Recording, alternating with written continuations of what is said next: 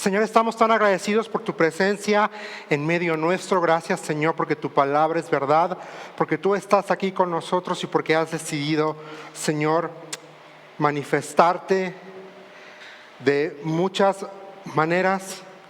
Lo has hecho en la creación, lo has hecho por medio de la persona de Cristo Jesús y lo haces también todos los días a través de tu palabra, Señor. En esta hora queremos pedir que seas con nosotros, que abras nuestro entendimiento, nuestra mente.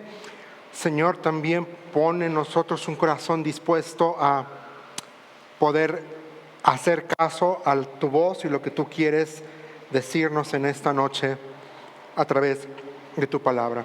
En tu nombre, Señor, estamos orando en Cristo Jesús. Amén y amén. Prácticamente podemos dividir el libro de Miqueas en tres conjuntos de libros o tres conjuntos de palabras proféticas. Académicamente, los estudiosos bíblicos le llaman a cada uno de estos grupos de palabras proféticas, le llaman oráculos. Por favor, oráculos, le llaman oráculos.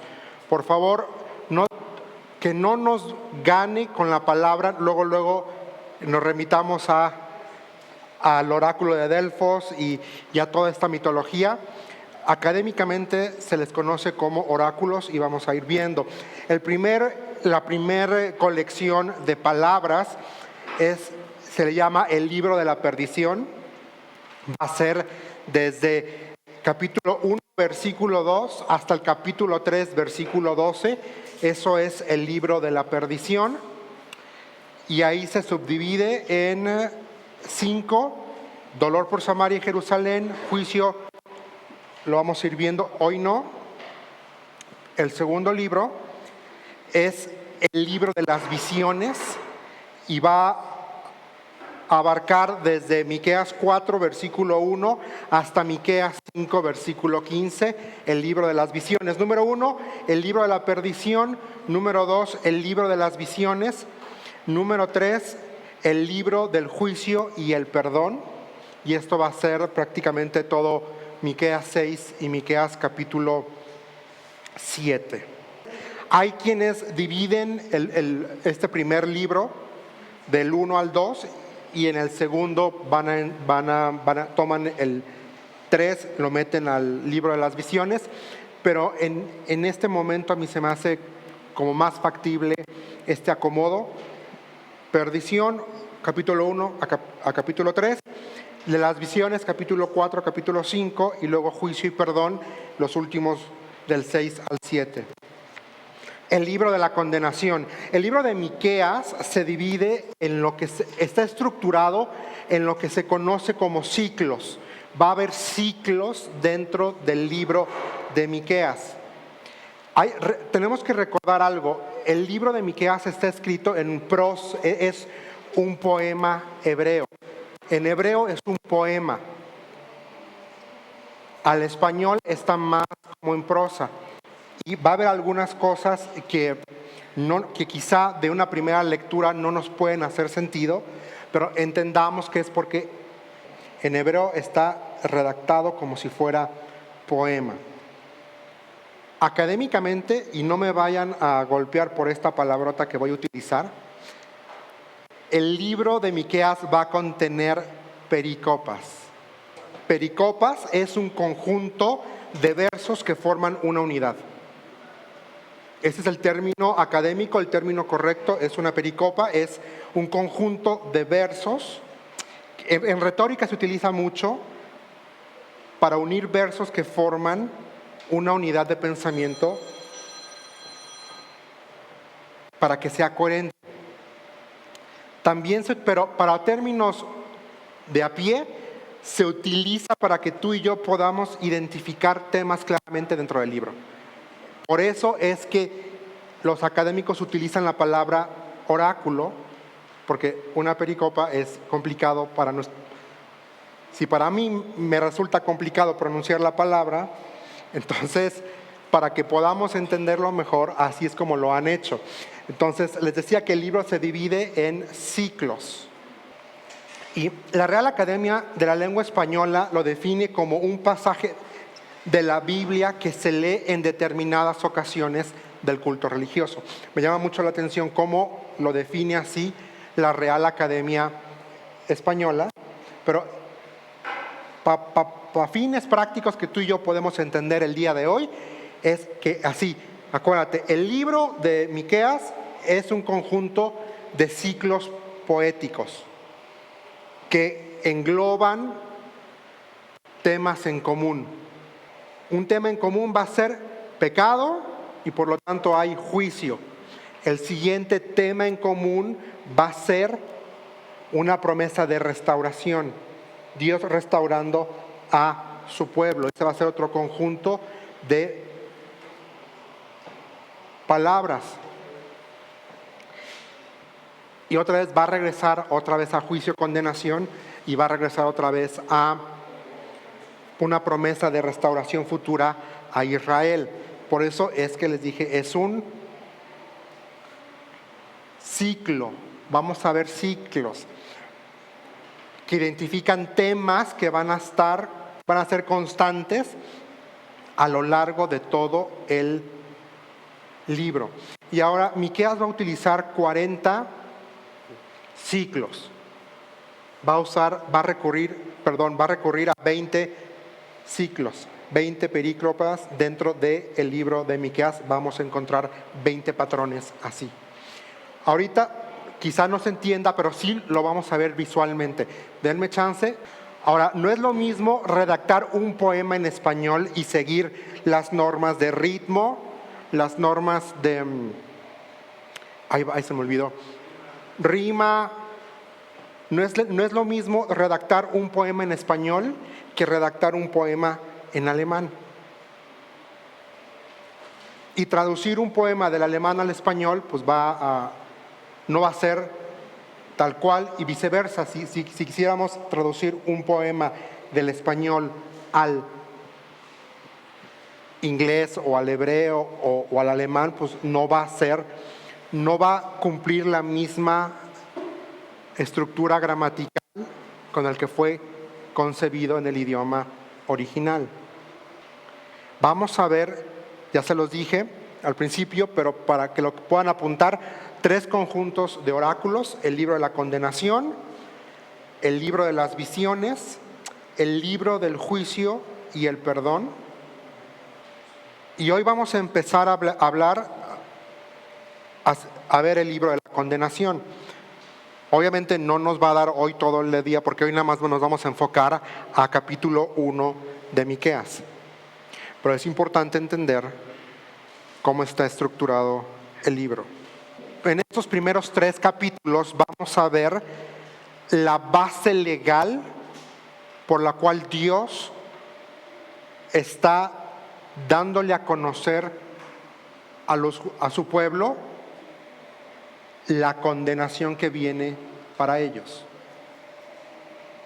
Decimos juicio, sí, porque se nos va a presentar Dios en este primer capítulo como el Dios, como juez, pero no es que Dios va a poner a consideración las consecuencias de haber roto el pacto. Lo vimos el domingo, y yo estaba pensando justamente el domingo en el capítulo 26 de Levítico, ¿se acuerdan? Si haces esto, si no haces, lo mencionamos. Bueno, el pastor lo mencionó. ¿Se acuerdan? Que dijo, nos llamó la atención a la palabrita sí. Sí. Entonces hay bendición. Si no, entonces te atienes a las consecuencias. Suena feo, pero así era. Nos presenta el marco legal, nos va a presentar la condición social y espiritual del pueblo, y entretejido en este enramado de condenación severa sobre un pueblo que ha sido desobediente e infiel, se nos va a mostrar el corazón amoroso de Dios al hablar de la futura restauración que el pueblo de Israel ha de experimentar. A mí me gusta, cuando pienso en la escritura, me gusta verla como si fuera un tejido. No sé si algunos de ustedes han ido a Oaxaca o han visto cómo se hace un telar, que están todos los hilos entretejidos, pero cada hilo es una unidad, pero cuando se entretejen forman un mantel o una colcha única. Así es la historia bíblica.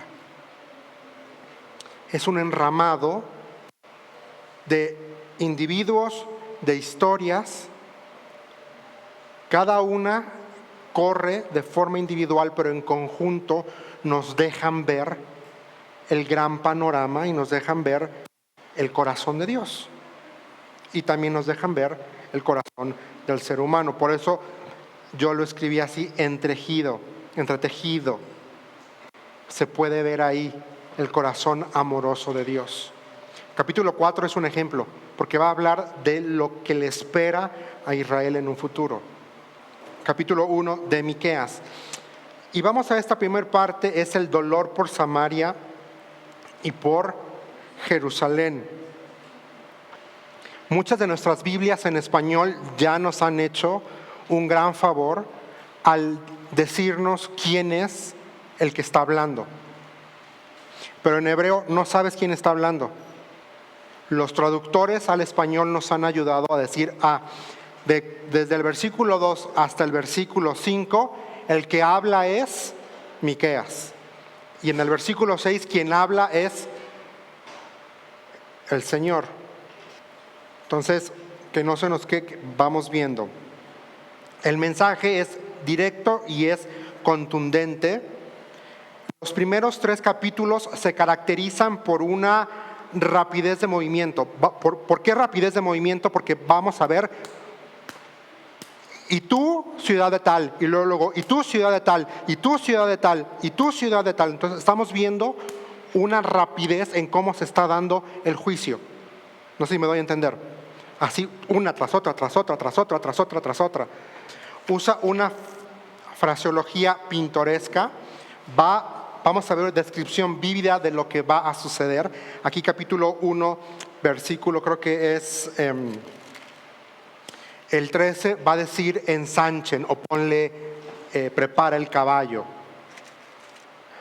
Vamos a ver una claridad de visión. Desde el capítulo 1 hasta el capítulo 3 de Miqueas, la visión es clara, pero también vamos a ver que está cargado con un sentimiento profundo. O sea, el profeta no solamente va a dejar claro lo que está recibiendo de parte de Dios, pero también lo va a cargar con emoción. Él va a llorar, se nos dice capítulo 1, que él llora. Él llora por el contenido, por lo que va a venir. Ahora, como se los dije en un principio, o hace unos minutitos atrás, el libro va a presentar 3 diálogos distintivos. Vamos a ver primero el lamento del profeta, es decir, Miqueas lamentándose desde versículo 2 hasta el versículo 5, Miqueas lamentándose. Luego versículo 6 y versículo 7, ahora sí Dios entra en acción y es Dios el que habla, el pronunciamiento del Señor. Y el tercer diálogo del 8 al 16 es la respuesta del profeta. Es cómo va a responder el profeta ante lo que el Señor acaba de pronunciar o lo que el Señor acaba de decir. Ahora, el tema central del primer capítulo es el dolor por el pueblo de Israel. Es un dolor que el profeta tiene por el pueblo de Israel. En estos 16 versículos vamos a encontrar 2 temas principales. El primer tema es la condenación de Israel o la condena de Israel. Y 2, eso es desde el 2 al 9. Y 2, el lamento por la condena de Israel, del 10 al 16. Ahora viene lo que les decía. Estos primeros 8 versículos, desde el 2 al versículo 9, son 6 estrofas y cada estrofa está conformada por 4 líneas. Y prácticamente vamos a ver en estas 6 estrofas 6 temas bien puntuales. El primer movimiento o el primer ciclo es la proclamación del juicio. Ve lo que dice Miqueas 1:2. Atención, que todos los habitantes del mundo escuchen, que oiga la tierra y todo lo que hay en ella. El Señor soberano hace acusaciones en contra de ustedes. El Señor habla desde su santo templo.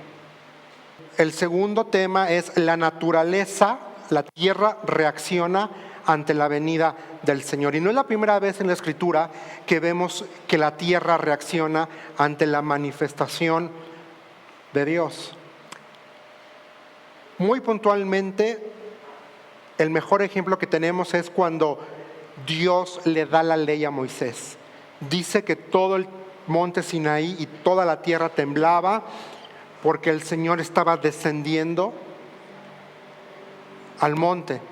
Y el pueblo tuvo miedo y le dijo a Moisés, no vamos a ir nosotros, porque la indicación era, Dios le dijo a Moisés que el pueblo se prepare, porque a la mañana del tercer día van a venir al monte y yo me presentaré ante ellos.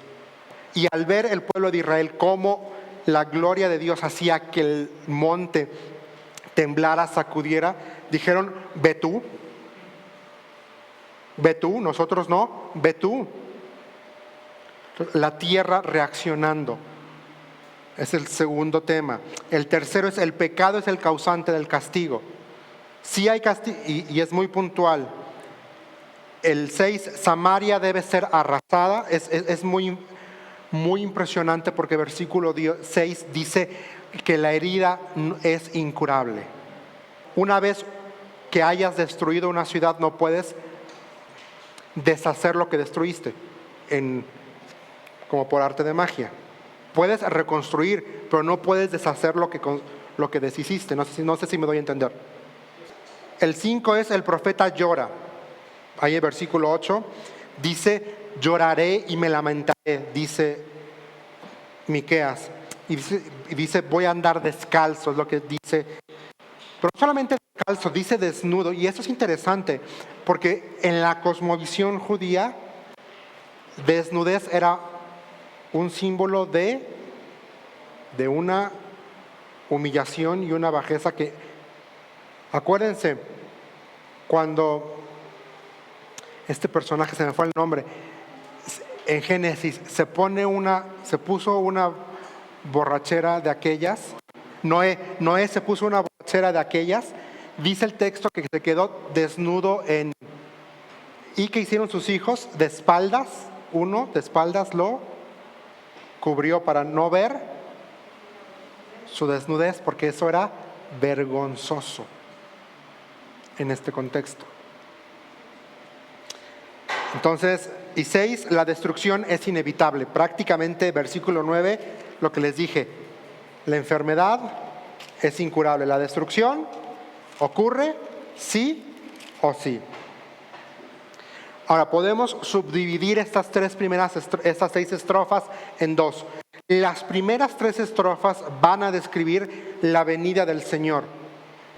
Es decir, desde el versículo 2 hasta el versículo 5 describen la venida del Señor,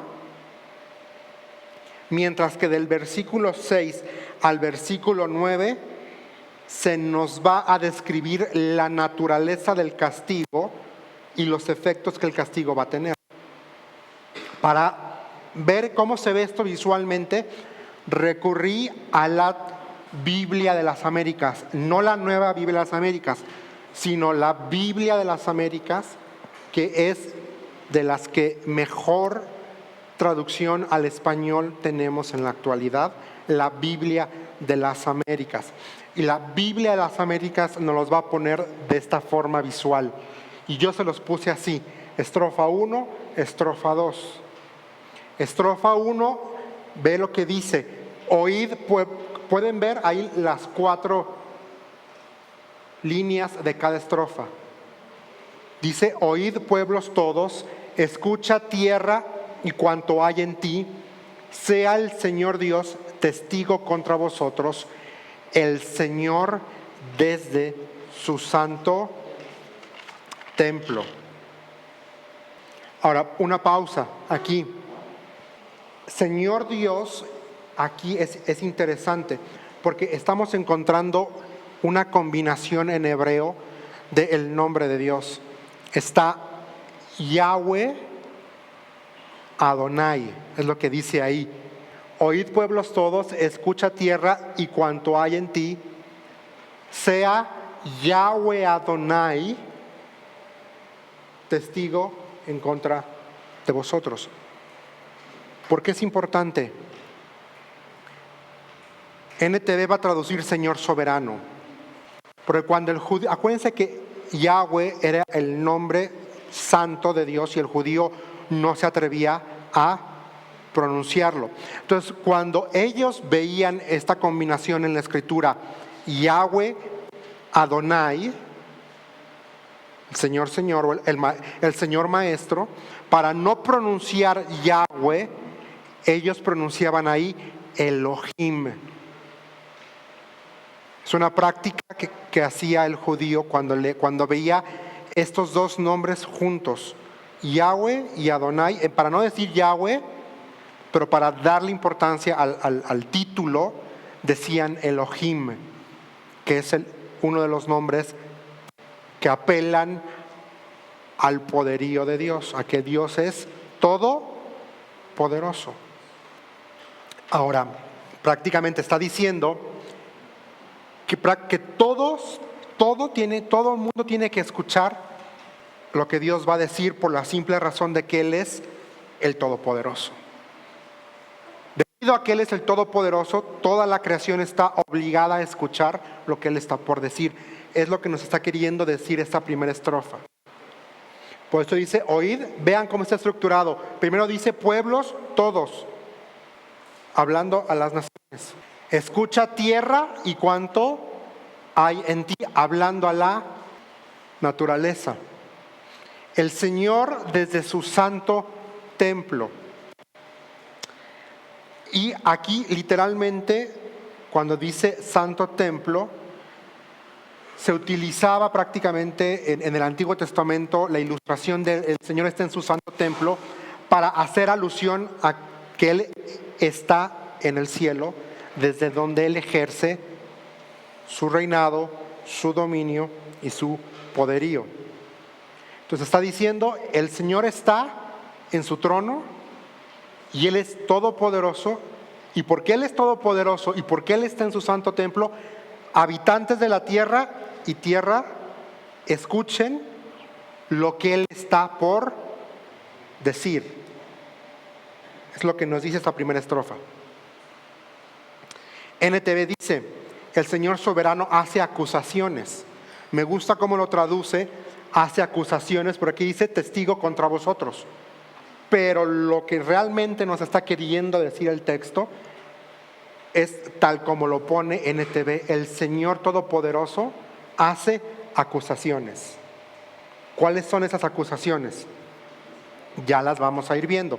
La segunda estrofa dice, porque he aquí, y ese por qué es importantísimo, porque he aquí el Señor sale de su lugar. ¿Cuál es el lugar? Lo acabamos de ver. Su santo templo, su presencia, desde donde Él ejerce dominio, autoridad y gobierno. Dice, porque he aquí el Señor sale de su lugar. ¿Y qué dice? Y descenderá y hollará las alturas de la tierra. Debajo de Él los montes se derretirán y los valles se hendirán. NTV dice, miren, viene el Señor, sale de su trono en el cielo y pisotea las cumbres de la tierra. Las montañas se derriten debajo de sus pies y se derraman sobre los valles como cera en el fuego, como agua que desciende de una colina. Lo que nos está diciendo el texto es lo siguiente. No hay nada que se le oponga a el plan de Dios. Y los valles se hendirán. Está queriendo decir que viene porque viene.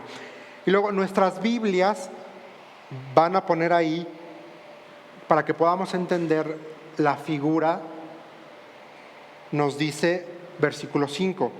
¿Y por qué sucede esto? Todo esto, ¿qué dice ahí? Por la rebelión de Jacob y por los pecados de la casa de Israel. ¿Cuál es la rebelión de Jacob? No es Samaria. ¿Cuál es el lugar alto de Judá? No es Jerusalén.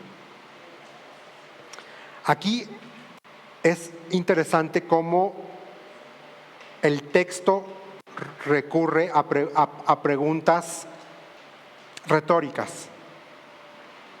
Responde la pregunta con otra pregunta. NTV nos ayuda, y en vez de poner la respuesta en forma de pregunta, lo pone así. ¿Y por qué sucede esto? Y responde, es a causa de la rebelión de Israel. Sí, por los pecados de toda la nación. ¿Quién es culpable de la rebelión de Israel? Samaria, su ciudad capital. ¿Dónde está el centro de la idolatría en Judá? En Jerusalén, su capital, dice. Nuevamente aquí haciendo distinción. Acuérdense que el reino se había dividido Israel en dos, el reino del norte y el reino del sur. Entonces aquí está hablando a todo Israel en su conjunto. Luego la cuarta estrofa dice: haré pues de Samaria un montón de ruinas en el campo, lugares para plantar viñas, derramaré sus piedras por el valle y pondré al descubierto sus cimientos. Así que yo el Señor, haré, ese pues ahí, mis hermanos, es importante. Ese pues que está colocado ahí es el que nos da la pauta para entender lo que viene. NTV dice así que. Y si pudiéramos poner un paréntesis ahí en el texto, pondríamos: así que por causa del pecado, yo el Señor haré de la ciudad de Samaria un montón de escombros. El EBLA pone ahí pues, pero ese pues es importantísimo, subráyenlo en sus Biblias. Es importantísimo. Bueno, sigamos, estrofa 5 y estrofa 6. Por eso me lamentaré y gemiré. Ahora, ¿vieron cómo cambia la voz? ¿Quién está hablando ahora? ¿Quién hablaba en estrofa 3 y estrofa 4? El Señor. ¿Y ahora quién habla? El profeta. Ciclos. Por eso me lamentaré y gemiré, andaré descalzo y desnudo, daré aullidos como los chacales y lamentos como las avestruces. Porque es incurable su herida, pues ha llegado hasta Judá, se ha acercado hasta la puerta de mi pueblo, Jerusalén. La destrucción es inevitable. 6 observaciones. En estos 8 versículos, o en estas 6 estrofas, podemos observar: 1, que la razón por la que se debe atender a la voz de Dios es porque Él es el Señor soberano. 2, vamos a ver a Elohim pronunciando juicio. Luego en la tercera estrofa vamos a ver la base jurídica para el castigo del pueblo de Israel.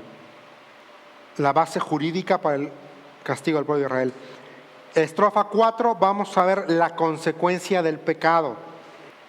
Estrofa 5, la tristeza que resulta de la devastación que produce el pecado.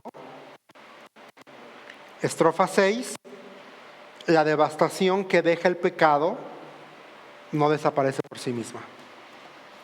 El lamento por la condena de Israel. Vamos a ver ahora la última parte del capítulo 1 de Miqueas.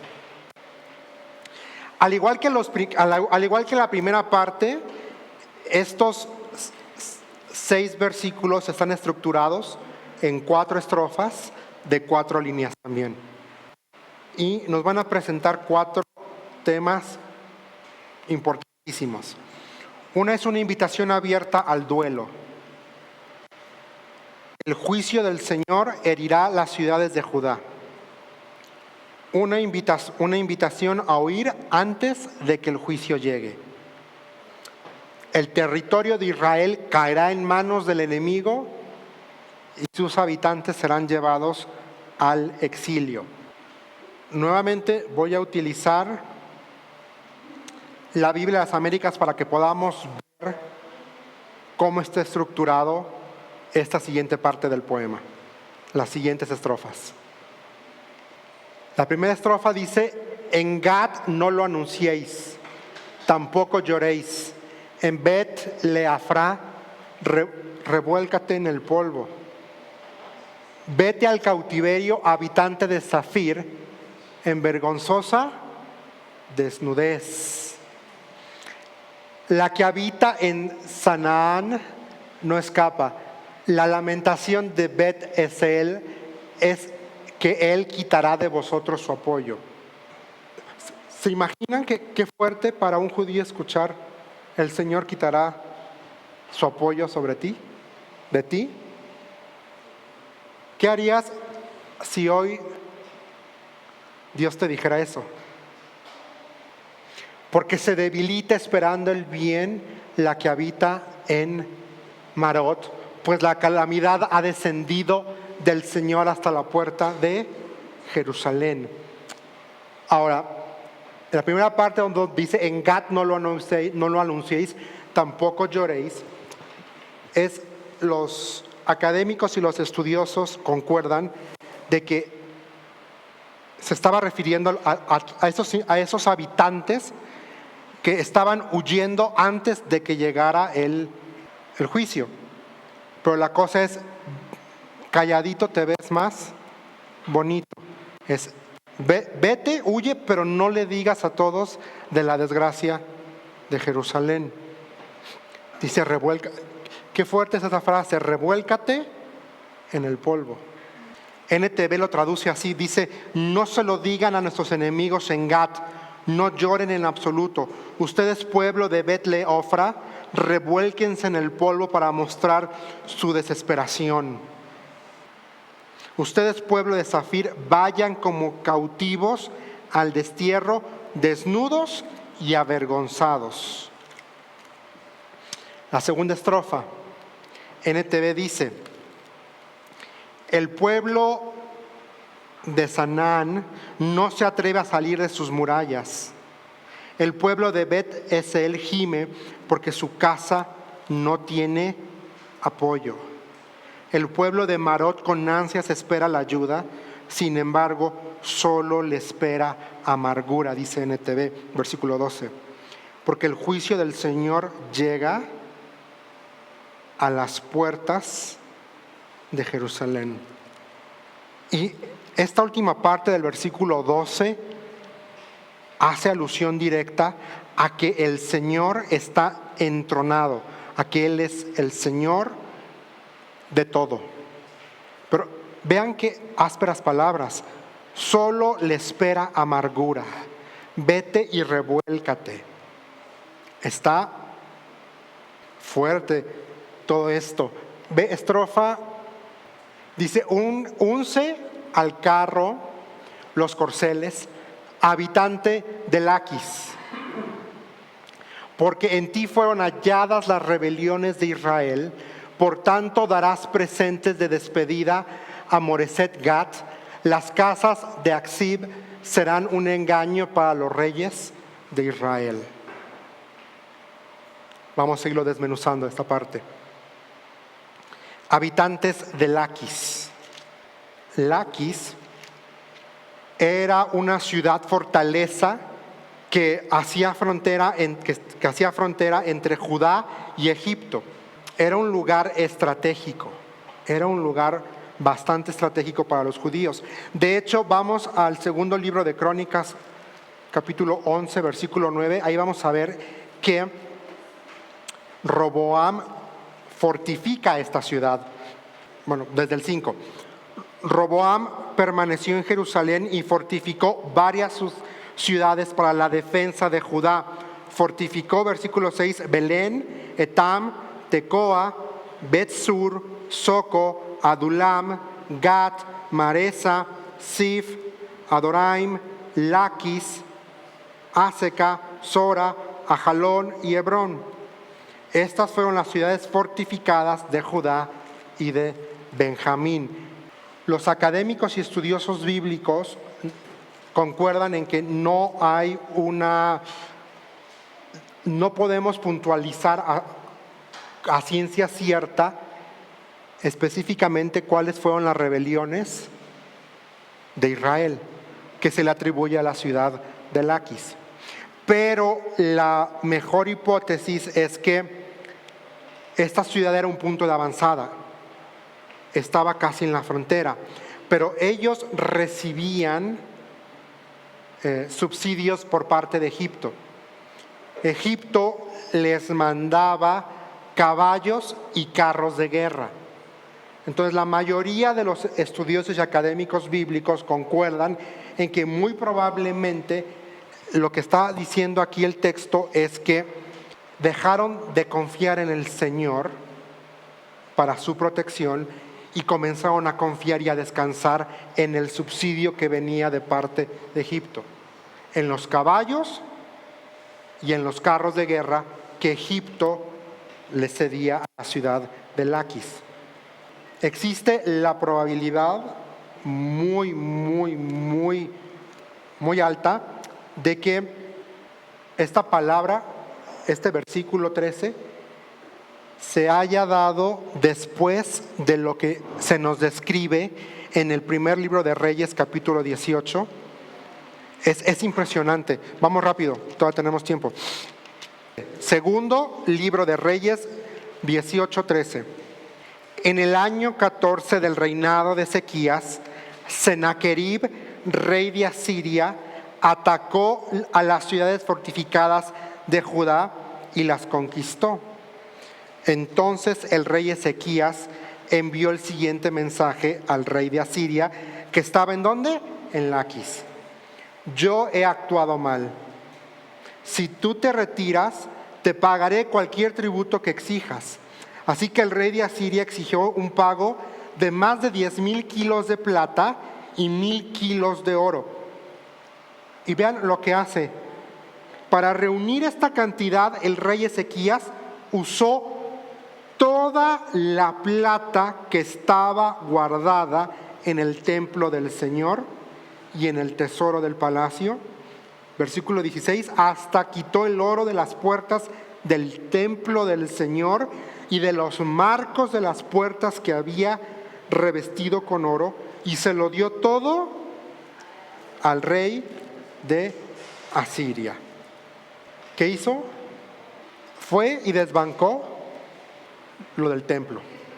Eso es lo que se le puede atribuir también lo que la mayoría de los académicos nos dicen que podemos atribuirle como el pecado de Laquis. 14 dice, den regalos de despedida a Moreset Gat, porque no hay esperanza de salvarla.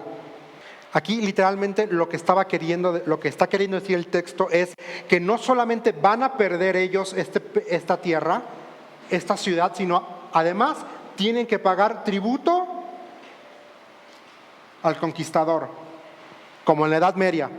Al señor feudal hay que pagarle su tributo. No solamente que me conquistó, me quitó mi tierra, encima tengo yo que darle una lanita.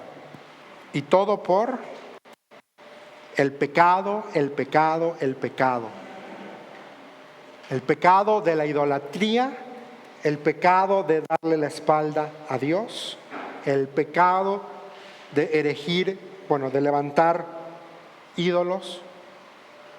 Porque vamos a verlo más adelante, dice lugares altos. Y cuando vemos en el Antiguo Testamento que dice lugares altos, eran lugares de culto a dioses paganos. Nada que ver con la verdadera adoración. Dice la cuarta estrofa: oh habitante de Maresa, al que toma posesión. Este que toma posesión es nada más nada menos que el rey Sennacherib, y él va a tomar posesión de esta ciudad en el año 701 antes de Cristo. Hasta Adulam se irá la gloria de Israel. Ahora, no es la primera vez que se menciona Adulam. Alguien huyó ahí. Se fueron a esconder a la cueva de Adulam. Prácticamente ahí está haciendo alusión, está recordando ese evento en la historia del pueblo de Israel.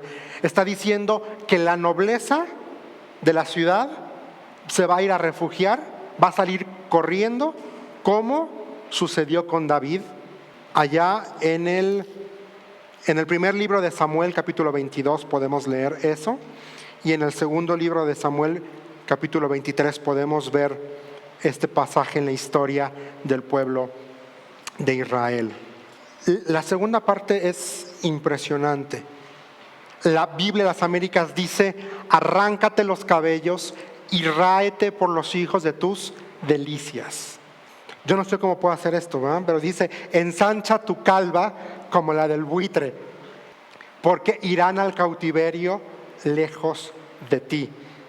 NTV dice: oh pueblo de Israel, rapen sus cabezas en señal de aflicción, porque sus amados hijos les serán arrebatados. Y aquí está haciendo alusión a un duelo doloroso, y está comparando el exilio como cuando llora una madre por la pérdida de un hijo. No sé si alguna vez han estado en contacto con alguna madre que haya perdido un hijo. El dolor es impresionante. En mi mente yo solamente sigue en mi mente la imagen de una mujer que perdió a su hija en un accidente, desencajada, como ida. Pablo sabe de quién hablo. Yo la recuerdo así, con la mirada vacía, sin brillo, Es lo que está queriendo decir aquí el texto, esta primera parte. Porque sus hijos les serán arrebatados, dice NTV. Te desespera, dice: arráncate los cabellos, dice. Pero luego dice: rápense hasta quedar calvos como un buitre. Ahora, NTV hace la traducción más literal en esta porción. Esta es la traducción más literal de lo que el hebreo dice: rápense hasta quedar calvos como un buitre, porque sus pequeños serán desterrados a las lejanías. A ustedes que son padres, que tienen hijos chiquitos, es como si les dijeran: háganle como le hagan, en 3 años nos vamos a llevar esclavos a sus hijos a trabajar en una mina abandonada, y quieran o no, vamos a venir por ellos y nunca más los van a ver. Algo así es lo que el texto está queriendo decir aquí. Así de fuerte, así de fuerte. 2 cosas que a mí el Señor me hablaba en este capítulo, por eso les puse ahí para meditar.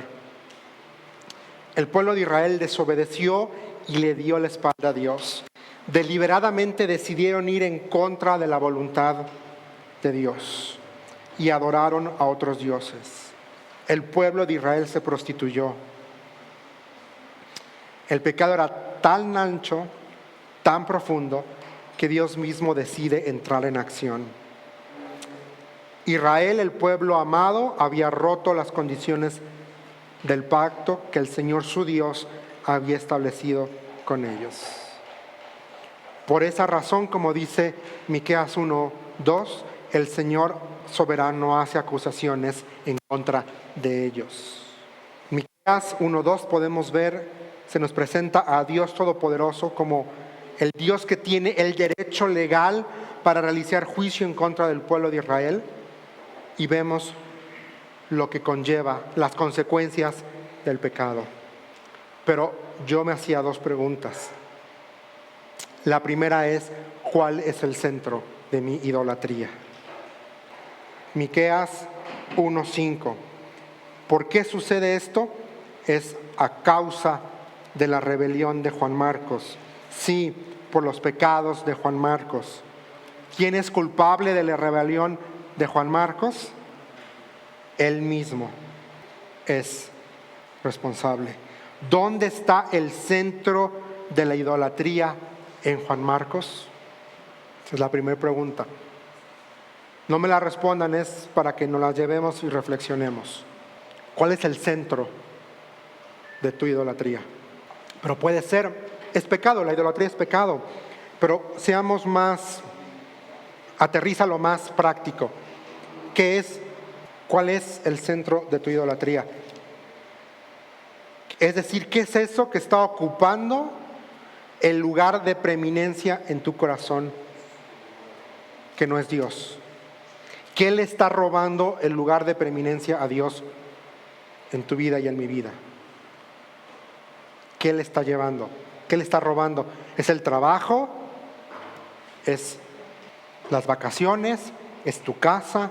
¿Es tu familia? ¿Qué es? Segunda pregunta. ¿Qué produce el juicio sobre el pecado en mi vida? Miqueas 1:8 dice: por tanto lloraré y me lamentaré, andaré descalzo y desnudo, aullaré como un chacal, dice NTV, y gemiré como un búho, dice NTV. ¿Qué produce el darte cuenta de que hay algo en tu vida y en tu corazón que le está robando el lugar a Dios? ¿Qué produce en tu vida? En pocas palabras, el ser consciente de que Dios visita la maldad es motivo suficiente para poner en orden mi vida y dejar a un lado mi pecado, porque esa es una realidad. Dios visita la maldad. Dios visita la maldad. Dios castiga el pecado. Y Dios nos da el privilegio y la oportunidad de que nosotros, por nuestra propia voluntad, nos arrepintamos, confesemos y abandonemos el pecado. De otra forma, el Señor es fiel y dice en su palabra que al que ama a Él, disciplina. Y tenemos de dos: o lo hacemos voluntariamente, o, como dice la Escritura, vamos a ser jalados con lazos de amor. Pero a veces el jale no va a ser muy suavecito. Entonces, se han visto como los jaripeos, como no avientan el lazo suavemente, no le dicen al animalito: a ver, ven, te voy a poner el lacito, porque no, está el animal desbocado. ¿Y qué hace el jinete? Y muchas veces el animal lo enlaza y el animal se cae y se raspa. Esa es la ilustración con lazos. Para mí así es la ilustración del lazo de amor. Dios me ama tanto que dice: no quisiste por las buenas, ahí te va. Ya te lacé porque te amo. Te va a doler que te jale de regreso a mí, pero lo hago porque te amo. Lo hago por tu bien. Oremos porque se nos fue el tiempo. Señor, estamos tan agradecidos en esta noche. Señor, tú eres el Dios Todopoderoso. Tú, Señor, eres el juez perfecto. Tú tienes, Señor, toda la autoridad del mundo para ejercer sobre nosotros tu juicio.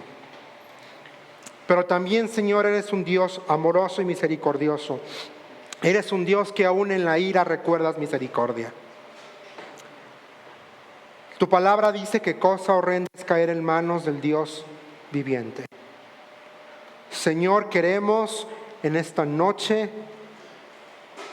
llorar y lamentar por nuestro pecado. Señor, examina nuestro corazón y haznos ver si hay en él camino de perversidad, como dice el salmista. Señor, confesamos delante de ti nuestro pecado, confesamos delante de ti aquello que ha ocupado un lugar en nuestra vida que te ha sacado a ti del lugar uno en nuestra vida, Señor. Señor, si estamos idolatrando algo, destruye esa idolatría, rompe eso, Señor. Tú eres un Dios, como dice Miqueas, que se complace en amar.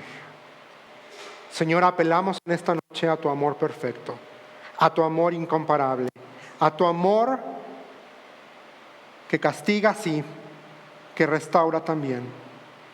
Porque, Señor, tú no nos quieres dejar como estamos. Señor, tú quieres transformarnos según tu escritura, más y más y más cada vez, hasta que lleguemos a la medida de la plenitud de Cristo. Señor, y mientras estemos de este lado de la eternidad, cambia y transfórmanos. Mientras estemos de este lado, Señor, ayúdanos a llevar nuestro yo todos los días a la cruz. Te necesitamos, Señor. Te necesitamos. En tu nombre estamos orando, en Cristo Jesús. Amén y amén.